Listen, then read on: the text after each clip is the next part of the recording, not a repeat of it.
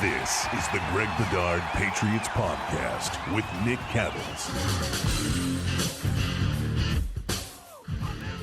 The Patriots now 1-1 after their loss against Seattle on Sunday. We'll get to that game and Greg's thoughts. But first, I remind you, the Prize Picks app, you want to download that today. Use code CLNS and get $50 instantly when you play $5. That's code CLNS on Prize Picks to get $50 instantly. When you play $5, you don't even need to win to receive the $50 bonus. It's guaranteed. Prize Picks, run your game. Also, take the guesswork out of buying tickets with our friends at Game Time. Download the Game Time app, create an account, use code CLNS for $20 off your first purchase. Download Game Time today. What time is it? It is game time. All right, Greg, let's talk about this game from Sunday, Seahawks, Patriots. Let's start with the offense, I guess. Let's start there. I know you reviewed the defensive film just moments ago, so we'll give you a little bit more time to kind of absorb it. Let's start with the offensive line, Greg. Just overall thoughts, 30,000 feet. How much of a disaster was it on Sunday? It was pretty bad. I mean, look, I would say the run blocking on the whole was better than week one. It's still sort of wildly inconsistent. The yards before contact were much better in this game than they were week one. Like, for instance, so the league average is yards before contact is 1.38. Stevenson in this game was at 1.38. Gibson was at 2.09. We all remember, like, week one, they were like 0.1 or so, like it was horrible. So I would say the run blocking on the whole was a lot better. They still allowed, I think it was 10 run stuffs in this game. So, not great, but definite progress there with the run blocking.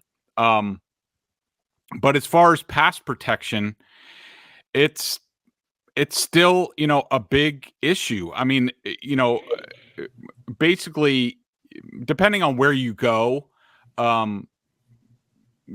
like I think PFF has it like, 45, 48%, very similar to week one. I had it 55% pressure rate, more than week one. Again, that's me. And, maybe they do things a different way. Now, I will say in this game, two of the 18 pressures were on Jacoby Brissett. The first sack, in my opinion, he didn't need to take. And then there was another one where he took a hit later in the game where I put it on Brissett. So whereas he didn't have any pressure in the first game, the big topic of conversation is the offense, the passing offense and all this. And, the wide receivers have 3 catches for 19 yards. And, is it the scheme? Is it the players? Is it, and I, at Boston Sports Journal, if you want to be a member, like, this is the type of article that you want to be a member for, because I broke down via video and also text, writing it out, basically my summarization, every single pass drop in this game. And we broke it down with the coach's film, first half, second half. There's a lot of stuff there. And, I wanted to know, and I don't know what. I don't go in with any preconceived notion. I just let the film dictate and break it down play by play. And then at the end, you total things up. And at the end of the day, I looked at, if something didn't work, what was to blame? And at the end of the day, out of the, let's see, like, basically half the problems in the passing game were on the offensive line. A little bit of it was on Jacoby Brissett. He missed some plays. He missed some opportunities. The receivers were up a little tick on that. They didn't have a very good first half. And when I say receivers, that means not getting open. There were some route issues, like Jalen Polk stopped a route for no reason when Alex Van Pelt had dialed up a deep shot. So, I know there's a lot of talk about Alex Van Pelt in this scheme, and is he doing enough? Are they trying enough? And I would say on film, the answer is yes. They are trying to do things, but almost every time that they try it, there's a breakdown. And usually the blocking doesn't hold long enough to let things develop. or you have some other issues. But so to me, the big thing is it's week 2. They're working through this. They got to figure out the line blocking. If that doesn't, I don't care who's at quarterback.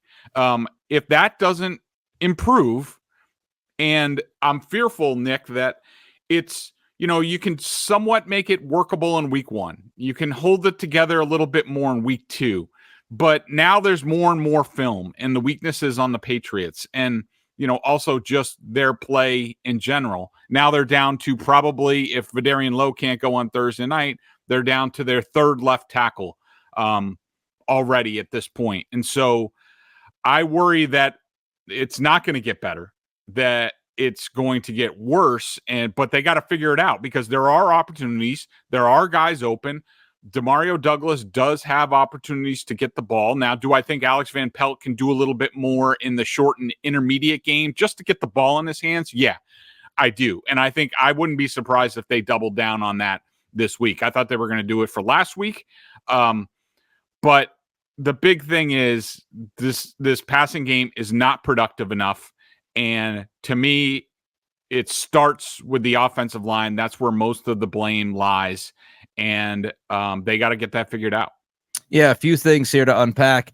Talking about Greg's story, I read that this morning. So about 74% of the dropbacks, there were issues with the offense. Things didn't go great. About 25% of the dropbacks, you had good stuff happen. Out of the 74%, you say how much of that was the O-line? Greg had it at about 45% and Brissett about 13%. So that's, the 58% of your 75 there. So ipso facto, as they say, offensive line absolutely more than double and even, triple the issue that Jacoby Brissett was on Sunday, if you're wondering. Offensive line, Greg and I have talked about this. We have believed that this team would be able to figure some things out and be okay eventually after the first 4 to 6 weeks. But, of course, things evolve. And, number one, Chooks is now not on this team. So even if you didn't think he was doing a great job, which he wasn't, he was still tackle depth and a guy who started 60 games in the NFL, more than 60 after starting for the Patriots. So, you lose Chooks. Then, as Greg mentioned, Vidarian Lowe goes down. Don't know what's going to happen with him. It's a knee issue. David Andrews popped up yesterday on the injury report as a DNP, and it wasn't listed as rest. It was listed as hip. So how healthy is David Andrews? And this is when you start to get some concerns because now attrition is playing a role. Finally, I'd say about Pop Douglas, some of it is the longer developing routes they're having him run. Some of it is pass protection breaking down when he's open. But I agree with you, Greg, and I've talked about this. You've got to do a better job of getting him the football. And you've got to find ways. When you run that reverse with the wide receiver, don't run that to Jalen Polk. Run that to Pop or Tyquan Thornton. I don't know why you went to Polk on that play. I like Polk a lot, but he's not a super athlete. And he took forever to get to the edge, and then he didn't cut up like he should have.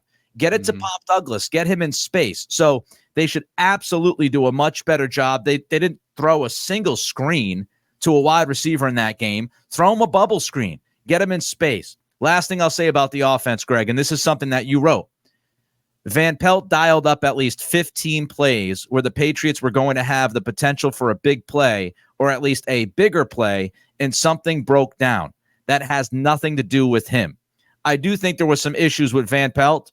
I didn't love all of his play calls. The 3rd and 3 left me scratching my head. Some other stuff that he did.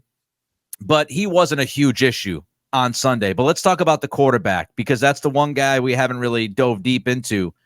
Jacoby Brissett, I think he continues to be okay. Nothing special. But really, Greg, in my estimation, he's been as good as you could expect him to be given who he is and given the circumstances he's dealing with. Do you agree? Yeah, I do. I mean, especially like in some of the sacks that he's avoided. I mean, that one was that at the end of the game, where it looked like he was almost going to go down for a safety, and he's dancing around and he gets the ball out. I had him for I had him for 5+ throws in this game, and 4 of them were against pressure. Now I did have him for the 2 pressures allowed. He had a throw, that rollout to Jalen Polk, for example, and everybody probably remembers it. It's a rollout to the right. Brissett has Polk's open, or as open as you're going to get in the NFL. And Jacoby missed him, and he should have made the throw. Now, there are, more circumstances to that. If you go back and you watch the film, KJ Osborne is blocking the end, and he does it for about 0.5 seconds, and then he just stands there. He literally turns around, tries to put his butt on the defender, and all of a sudden the guy takes off, and he's in Jacoby's face, and he makes that throw much harder than it needed to be. Now, I still don't absolve Jacoby. He still should have made the throw. An NFL quarterback should make that throw. But it's just like the little attention to details on something like that aren't happening. But I think, Nick, what we've seen so far through 2 weeks, Nick, is about what we expected. Now, I will say, I think Jacoby Brissett, in terms of not taking sacks, like I said, his decisiveness, not really holding the ball, those were all things that have been, a staple of his play in the NFL to this point. It gets him into a lot of trouble. Now, he doesn't, he's been one of the most sacked quarterbacks in terms of rate since he came into the league, and he's doing a great job of avoiding that and putting this team into worse circumstances. Now, we also knew sort of going into this that Jacoby is what he is. He's not going to elevate anybody, and there's nothing wrong with that. But when you have a team that does not protect well, he's going to have issues. When you have a team that their wide receivers don't win off of man coverage, I'm just looking because I had the stats. When they don't win off of man coverage, Jacoby's not going to, make things happen out of thin air like some quarterbacks. And now the hope is you have a guy in Drake May who's warming and getting ready, and he'll eventually be that type of guy that can elevate that unit. I still wouldn't rush it, but the Patriots were 8 of 17 for 48 yards against man coverage. Man coverage is about talent.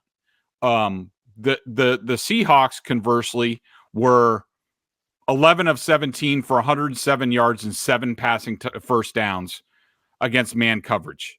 And the Patriots were 8 of 17 for 48 yards. They were 6 of 8 for 72 yards against zone. I'm guessing that was probably mostly Hunter Henry early on in the game before the Seahawks played more and more man coverage as the game went on. And that's sort of where you saw the passing offense really disappear, because really beating man coverage is about talent among the receivers and tight ends and what have you. It's not really about scheme. It's just man beating man. Zone is more about scheme beating the coverage. And what we see so far is the Patriots aren't good enough on the outside to beat man coverage, and that's going to continue to be an issue and sort of in tandem with the offensive line hold this passing offense down. But I think overall, Jacoby did fine. I thought his touchdown pass was great. It was a bit of a busted coverage by the Seahawks. I mean, he hummed it in there. That was really good. He made some really nice pressure plays against pressure again. But unless they block better and get open better, this is about what they're going to be. Do you see a lot of hesitancy from him, or do you see some hesitancy to push it downfield when there are plays to be made? Not really. I mean, there are certain times where I don't like his decision making, or I do think that he could do something better. For example, the 3rd and 6 play that everybody's talking about, the sack and then the blocked field goal, which was the biggest part of the game. He does have an opportunity. So Pop's on the left and Pop's running and out. It's man coverage. Jacoby's throwing from the opposite hash mark across the field. There's a cornerback there. The good quarterbacks in this league, they throw that and they probably convert the first down. Now, I think Jacoby, and he even hinted at this in his post-game press conference, that he wanted to make sure he took care of the ball. Now, that pass, high rate of pick six. I mean, you're on pick six alert. It could happen, pop stumbles or whatever. Like, anything could happen. If that's Mac Jones throwing that pass, it's definitely a pick six. Now, Jacoby, I do think he has a stronger arm. He can make that throw, but I think he was just trying to manage the game. And I didn't have a huge problem with it. I didn't have a huge problem with the sack. The Patriots should still make the field goal. It should not get blocked. Austin Hooper screwed up the field goal block. So I don't put that on Brissett. The blocking, again, didn't, he made one read and then two guys were on top of him. I mean, I don't know really what you're supposed to do in that circumstance. But no, I don't see a ton of hesitancy. I marked him down for two decisions in the game, both in the second half. One, he went to Jalen Polk, where I think he had Pop Douglas. Pop Douglas was coming open. It was the play where Jalen Polk caught like a 7-yard pass with under a minute left. And of course, Jalen Polk decides to pose, even though there's a running clock on like a 7-yard nothing gain. But if Jacoby hangs on a little longer, he's got Pop coming across the middle for a bigger play, and maybe they get into field goal range. But those were really I only had two instances where I was like, you know what, he could have done a little bit more in that play. Didn't love the sack. I think that's a bad sack to take. I'll disagree with you on that. As far as the man coverage stuff, as Greg mentioned, it really changed the dynamic of this football game as Seattle and Mike McDonald evolved from, playing that zone coverage to going to a lot more man. And Greg had the numbers in his article. Henry had 5 catches, 82 yards against zone. All of those catches, all 5 of those catches were for first downs. Against man coverage, Julian Love kind of took care of him for much of this game. Once they went to man, Henry had 3 catches for 27 yards. So the offense, the water was just shut off. And the Patriots had a very difficult time in adjusting to that. Some of the stuff, as Greg mentioned, that the pass protection, the wide receivers, separation, all of that stuff played a role. All right, let's get to defense. But before we do that, Greg's got a message for all of you fine people watching and or listening to this podcast. It's that time of year. It's getting a little cool outside. The weather's awesome. And you know what that means? It's football season. And to enjoy football, you really got to be there, whether it's pro or college. You got to get out to a game. The tailgating, the smells, the sights, the sounds, all that stuff. You got to be there. There's nothing like game day, whether it's pro or NFL. And you got to go to Game Time. They have seats. They have deals. They have everything you need. Game Time has a new feature called Game Time Picks that makes getting tickets to see your favorite teams play live even easier. Game Time Picks filter out all the fluff to show you only incredible deals on great seats, so you don't have to waste time searching through thousands of tickets. I love the all-in pricing. You just click a little button. You get that feature, shows the total up front. No surprise fees at the end. You know what I'm talking about. Seat views, get panoramic view from your seats in the app before you buy. That's a must for me. I have to know where I'm sitting, what I can see, what the angle is. I was just checking. If you want to go down for Jets Patriots on Thursday night, invade North Jersey and see your team, there's some great deals you can get. I'm just looking right now. A little pricey for me, maybe not for you guys. Lower sideline, row 31, $277 all in. You can get in third deck, end zone, less than $200 all in. Wow. I see $109, $106. You should definitely check it out and join me down in North Jersey. Take the guesswork out of buying tickets with Game Time. Download the Game Time app, create an account, and use code CLNS for $20 off your first purchase. Terms apply. Again, create an account and redeem code CLNS for $20 off. Download Game Time today. What time is it? Game Time. It's defense time. So let's talk about DeMarcus Covington's unit. Obviously, in the first week of the season, we praised them for the most part. They rattled Joe Burrow in the first half. They got some pressure. They were great against the run game. Against Seattle, especially in the first half, there was some leakage against the pass. Let me first ask you this, Greg, because a lot of people have talked about it.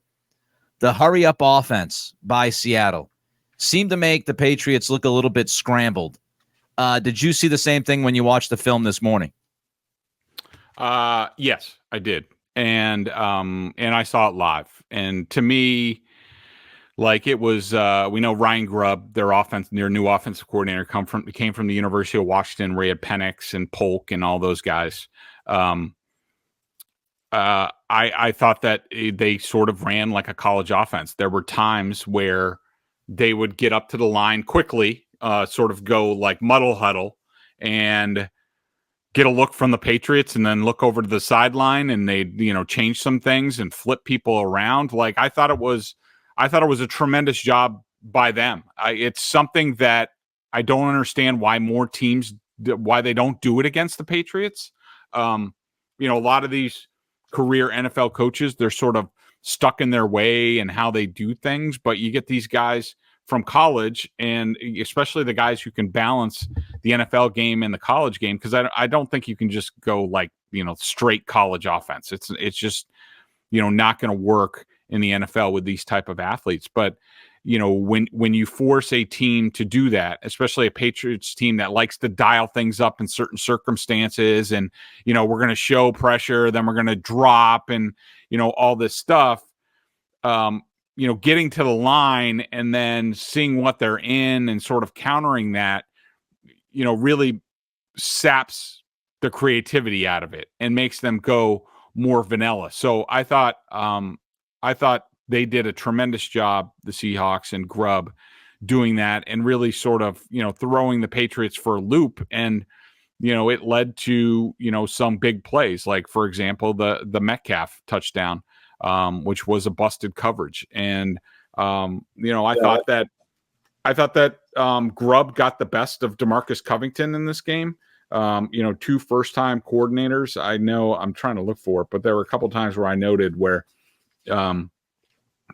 they just got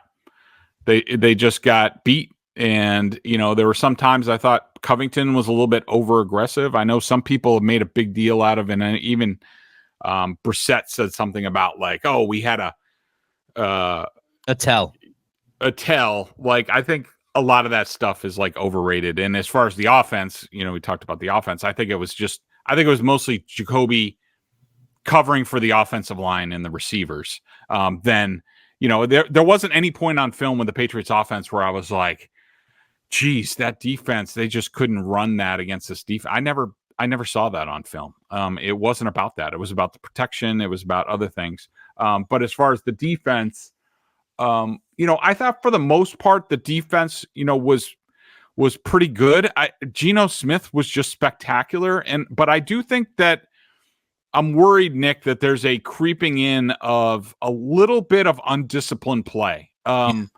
Not letting Geno Smith get outside the pocket, where, I wouldn't say he killed the team, but I mean, he made some crucial plays and there's nobody there on the edge. You had the busted coverage. You had, which in my opinion was Kyle Duggar. Then you had the Charbonneau play on the drive in overtime, 3rd and 6. You make a play, you get off the field, they probably punt, you get the ball back, and nobody's covering Charbonnet out of the backfield. In my opinion, it was supposed to be Duggar again. And so you worry with Juwan Bentley now out for the year. Kyle Duggar's going to have the green dot. Are there going to be more communication issues? I know Mayo thought it went really well in that game. I disagree. And I thought Kyle Duggar was responsible for 2 of the biggest busts in the game. Christian Gonzalez could have still made the tackle, coming off his guy. He dove, didn't make the tackle. And, those type of plays are huge in a game like this. And the Patriots are going to play a bunch of games like this that are 1-score games. And you either make the plays or you don't. And down the stretch in the final 6 minutes in overtime of the game, the Patriots didn't make enough plays. Yeah, Gonzalez has to make that tackle on 3rd and 6 against Charbonnet. And, you got to stop him short of the sticks there. He didn't. Charbonnet gets the first down. Seattle continues, and we know how it ends. I thought it was interesting, watching the offenses and what Grubb was doing. really the antithesis of Alex Van Pelt. Van Pelt, not a ton of motion. If you look at the Patriots motion numbers, pre-snap motion across the NFL and how they stack up, they don't run a lot of motion. When you look at Grubb, you had a lot of motion, you had some shifting. And then when the Patriots tried to do something fancy, it was the worst time to do it, which was the 3rd and 1 play. And you got Tyquan Thornton out there. It looked like nobody had a clue what the hell to do. And you get a penalty. So you've got one offense that does a lot pre-snap. You've got another offense that doesn't do a lot of pre-snap. Let me ask you this about doing stuff pre-snap, post-snap, Greg. Do you think we saw on Sunday DeMarcus Covington, his play calling, maybe trying to be a little bit too tricky at times and it biting them in the ass this time around versus what we saw against Cincinnati in week 1? Yeah, for sure. I mean, there were a couple times, where, you're looking at it and Josh Uche and Keon White are dropping down the deep middle of the field in cover 2. Now, Uche did have a really good cover early in the game. Keon White was victimized later in the game. I don't know, Nick. I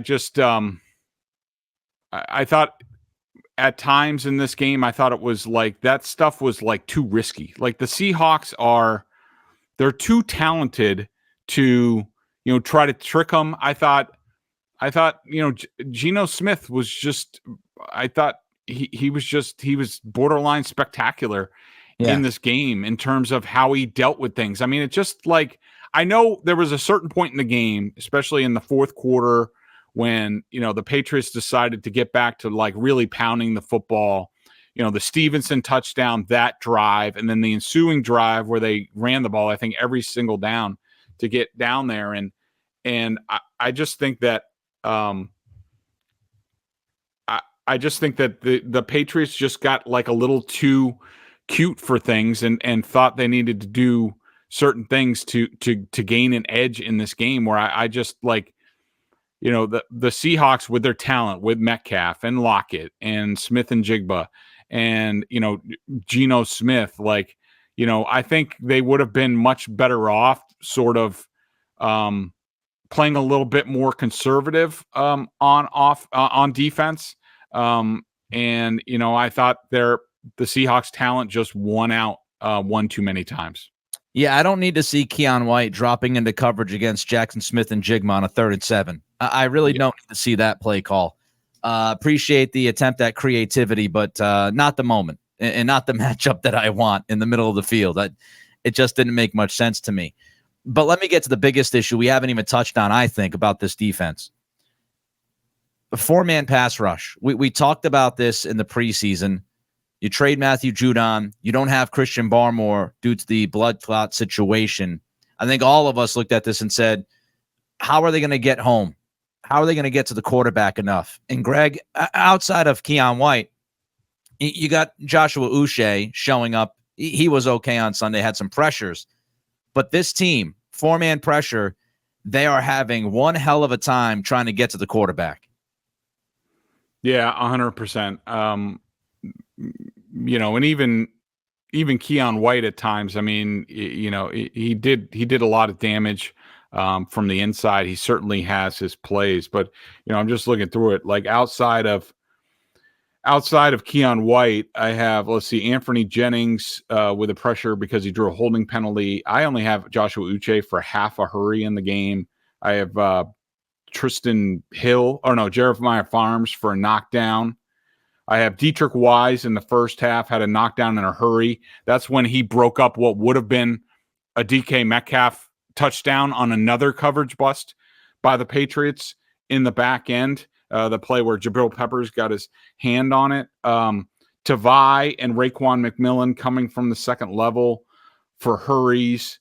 Marcus Jones was brought from distance and had a hurry. So, yeah, not a whole lot in the pressure department for this team. And, yeah, it's a worry, and you wonder if that sort of fueled DeMarcus Covington in terms of like, we got to do all this creative stuff, which obviously the Seahawks were ready for, anticipated. I know some people are talking about how like the Seahawks had this huge answer and huge plan. I mean, the Patriots' tendency, and I know Covington is new, but you showed it a bit in week 1. You sort of go off of last year. The Patriots have certain circumstances where they're high pressure rate teams, which is, they bring a blitz in certain circumstances. Third down's one of them. And when they get on the edge of field goal range, the Patriots love to bring pressure. And a couple times they brought 6-man pressures. Seattle anticipated it and just beat them at it, got it blocked up. And, that was a big story in this game. All right, we're going to get to the coaching and then get to some ups and downs for Greg and his call here on the game against Seattle before we wrap things up. But first, Greg, tell the great people about Prize Picks. Prize Picks is America's #1 daily fantasy sports app with over 5 million active members. Prize Picks is the easiest and most exciting way to play daily fantasy sports. Unlike other apps, on Prize Picks, it's just you against the numbers. All you do is click more or less on 2 to 6 player stat projections and watch the winnings roll in. 1 Caleb Williams passing yard gets you 1 win on Prize Picks every week in September. I wonder how many you can get on quarterback hits on Caleb Williams. That's right. Only 1 yard gets you an automatic win every football weekend in September. 4 weeks of free W's. Don't miss this deal on Prize Picks because it's gone when September ends. You can now win up to 100 times your money on Prize Picks with as little as 4 correct picks. Going into this game, Nick, we're going to have to, on Wednesday, we're going to break it down for people, at least, my picks for this game. Pop Douglas is killing me, and him not getting anything, but definitely nailed the Hunter Henry last week. Also nailed the Jacoby Brissett under. I got a lot of people who are like, wait a minute, you have Hunter Henry over and Demario Douglas over, but you have Jacoby Brissett for I think it was under 180 yards or something like that. And I was like, well, Hunter Henry and Pop Douglas only have to get to 46 yards combined and I win. And I was definitely worried at halftime. Jacoby had 117 passing yards at halftime. I was like, well, that's gone. But in the end, he was under. So we'll be back later in the week before the Jets game to give you my picks on that. All right. Greg, did you think Gerard Mayo had a good day on Sunday or not so good of a day on Sunday? Not so good of a day, Nicholas. I agree with you. The end of the first half was just disaster. Yeah, he basically handed them 3 points. I mean, you gotta pick a lane. You got to decide what you're going to do. You got to anticipate what you think the other side is going to do, including have a defensive head coach. The Seahawks were leading 14-13 at the time. The Patriots get the ball at 1:37. They run for 2 yards on first down. Now you have to, and Seattle doesn't call a timeout. So in that circumstance, I'm probably running the ball. I mean, you could say a safe thing, like a screen, but with the Patriots passing game, I don't know what's safe at this point. So, I think at least you run another running play on second down, and you got to do one thing. You got to make Seattle take their timeouts at the very least. You got to make a decision on that. They didn't do any of that stuff. So Seattle gets the ball back after a really good punt return to midfield, and they don't have to go very far, and Seattle has all 3 of their timeouts. So they gave Seattle the opportunity, and if it wasn't for Seattle making a stupid decision to go on 4th and 1 and get stuffed, they should have had a double score there and really taken control of the game. But I thought there, and also, end of regulation, not great by Gerard Mayo.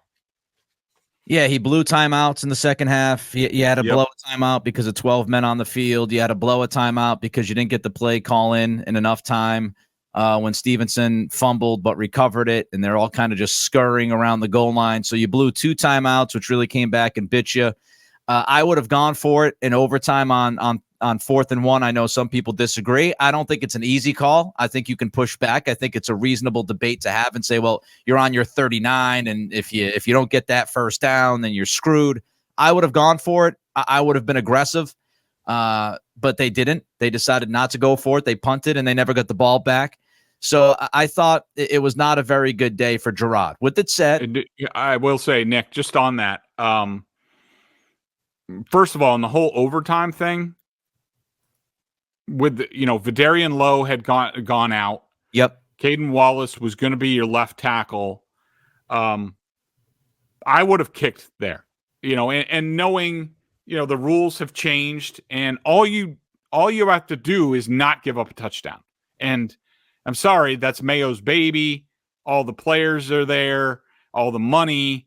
Like, I would have kicked there at that point. But, if you give up a field goal, you lose the game there because you had the first possession of overtime. So you had your possession. No, I'm talking to them. If Seattle kicks a field goal, you lose.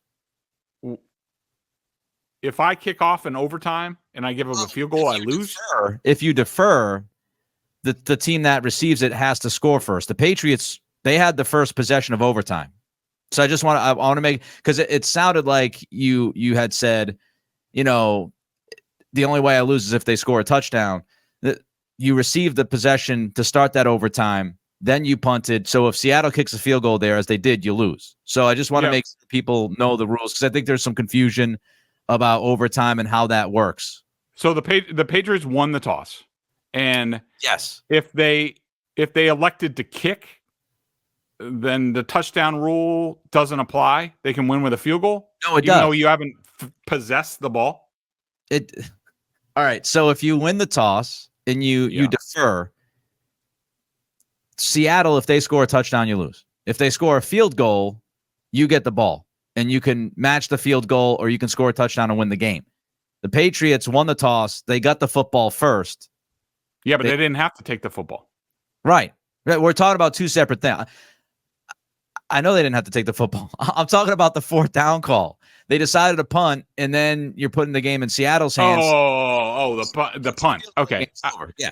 I was going back to the coin toss first. Okay. All right. On the coin toss, considering like what's going on at left tackle, and like this is my defense, like I would have kicked the ball in overtime. They won the toss. I would have kicked the ball. All right. So you would have put it in Seattle's hands and said, "Hey, look, if you score a field goal, good for you. We're getting the football. We have a chance to either tie or win this with a touchdown."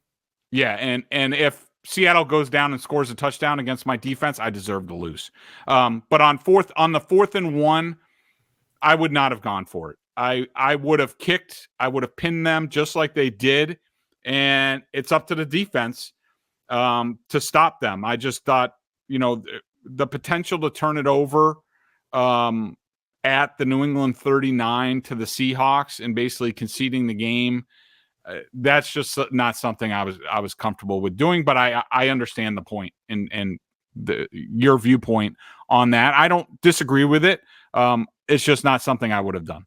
Yeah, as I said, there's a reasonable pushback. There's a reasonable debate. There are arguments for each side. I would have been aggressive. I don't think you're going to win a ton of football games this year.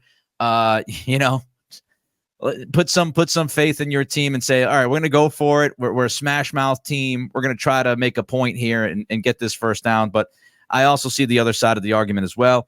The bigger picture to me is, look, we know Mayo and this staff, lots of new going on.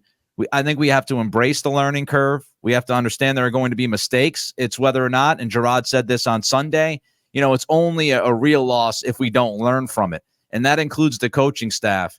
With that said, to be fair, he was going against a fellow rookie head coach. So, and a first-time NFL offensive coordinator. And Seattle's coaching staff outcoached the Patriots on Sunday. It's not to say that Mayo's going to fail and this is all a disaster. On Sunday, they didn't have the best day. They got outcoached. All right, before we bid adieu, 3 up, 3 down, Greg.